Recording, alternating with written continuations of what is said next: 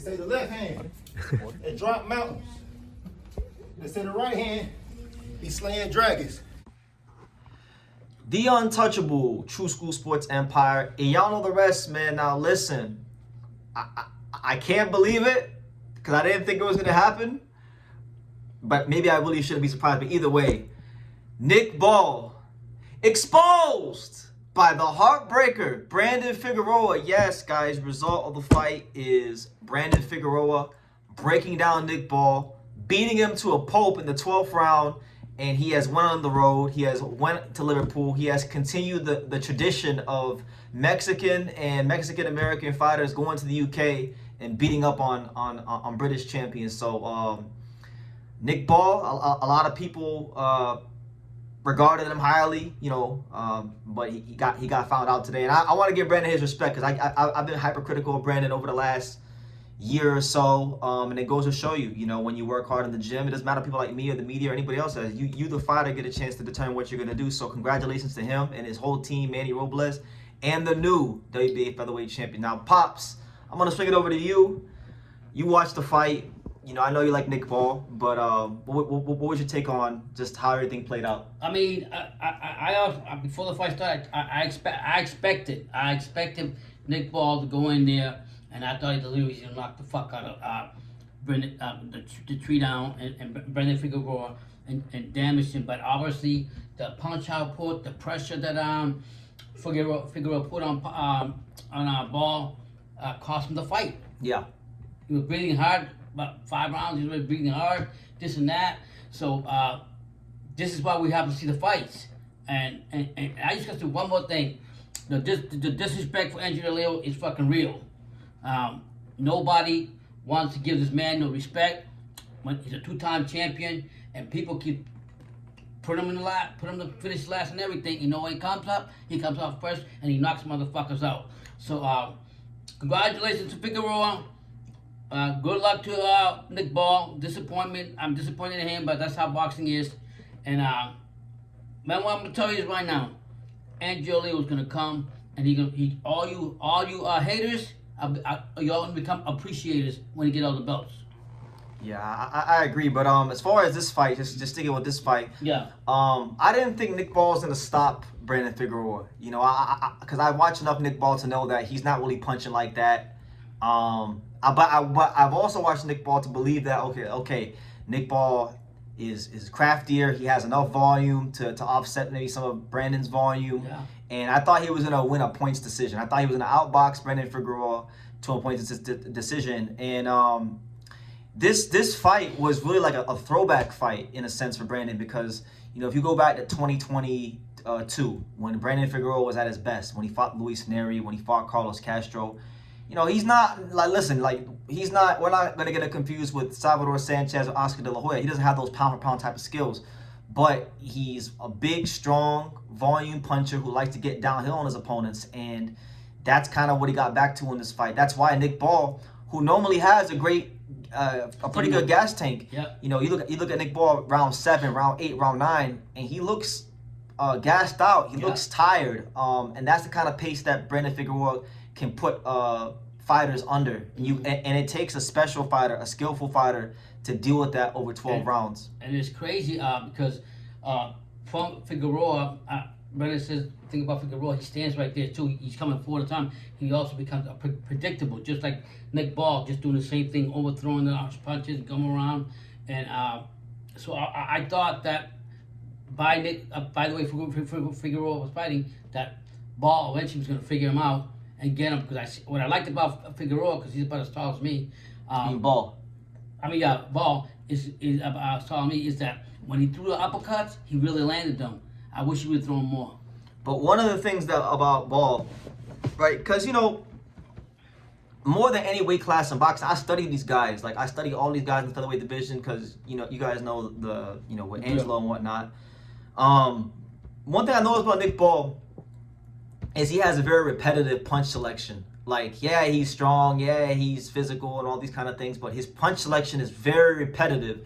And I thought Sam Goodman could have got the nod in the last fight. They didn't give it to him. But good on Figueroa, because I'll tell you this, you know, Liverpool has a long history of guys getting robbed. You know, I think back to like the John Ryder, Callum Smith fight from many years ago. So he did what he as the guy on the road. We asked guys on the road when they know what they're up against, fighting in the guy's hometown. We asked them to put the exclamation point, and he did it. He knocked this guy out the ring. He looked ready to kill Nick Ball in the 12th round. Yeah, and to go along with that, I just want to say that Nick Ball, Figueroa, like you said through the fight, that Nick Ball is more of a, I kept saying he should box, and you told me, and he said, Dad, he's not a boxer. He's more of a brawler. And that's where Figueroa had the advantage, even though it wasn't the best way, the way we wanted to telecast how he fought. We thought he was better in skills, and that's what cost him. He got him with a short left hook. There you go. So a couple things I will know about Brandon Figueroa. What does this mean for the featherweight division? Now, I know a lot of you guys are really angry at this division because you feel like these guys aren't trying to unify. Well, look, I tweeted it on my Twitter account before the fight started.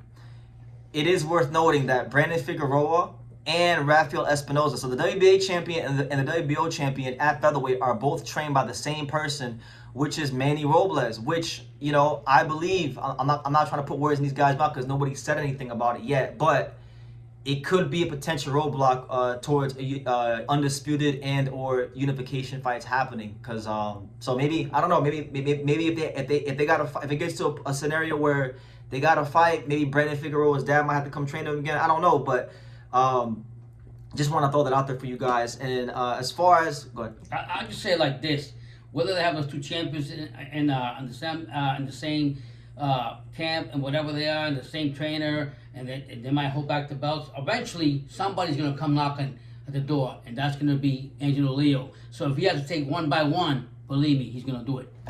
Yeah, and I can't wait for those fights. But yeah, Brandon Figueroa said in the post-fight press conference, or the post-fight interview, they asked him who he wanted to fight next, and he said, look, I want to give my hometown fans a fight for my first defense, and then after that, let's unify, which, I'm not going to get on here about him ducking, right?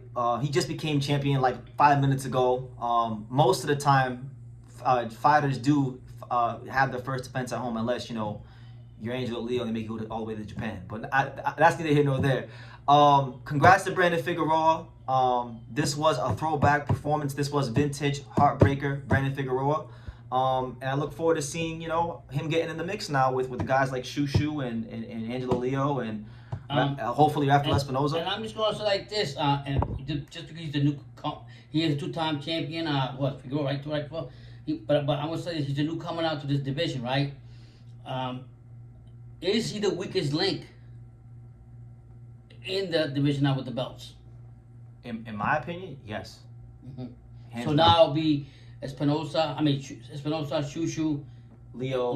No, fuck all that. Leo, two-time champion. Oh, yeah. I think Angelo's the best. Yeah, because he won 2 times. That's the only reason. Well, Brandon's been out 2 division champion. Yeah. So now we got two division champions in this division. Mm-hmm. So that's cool. That's cool. Yeah. But nonetheless, featherweight division, it keeps delivering action. Hopefully, in the near future, I don't care if it's Espinoza Carrington, Espinoza Leo Carrington, any of the champions. Hopefully, unification is within the near future because it's about that time. My God. And I'm disappointed in Nick Ball. I always thought Nick Ball was the weakest of the bunch. I always thought he was the most beatable, but I thought he would get by Figueroa just on points. So he's actually not even as good as I didn't think he was on that level. And the fact that Brandon Figueroa beat him down and stopped him, considering too, like Brandon hasn't had a good featherweight fight. I don't know how long. Like he looked terrible against Fulton. I thought he lost to Joet. Oh, I'd be remiss if I didn't say this. Mm-hmm. If Brandon's gonna do anything at featherweight, if he wants to do a first hometown defense, I got the first defense ready for you. It's an action-packed fight, and you already fought him. Brandon needs to go fight Joet Gonzalez again, because you really shouldn't even be here. Joet beat you. Joet beat Brandon Figueroa, and I didn't like how they robbed my boy Joet Gonzalez in the fight, because he always never gets the decision. But nonetheless, that's a good action fight. He's trying to fight in his hometown, so if you're trying to go in your hometown, I think the Joet fight makes a lot of sense as a rematch, and we'll see what goes from there. But we'll let Brandon Figueroa have his moment. Congrats to the new champion. Shout out to Nick Ball for being an entertaining fighter and stepping up to the plate. And we shall see how things go. Boxing. I'm going to go live, guys, here really soon, so stay tuned for that. We'll be discussing this and more here very shortly. So yeah, thank you.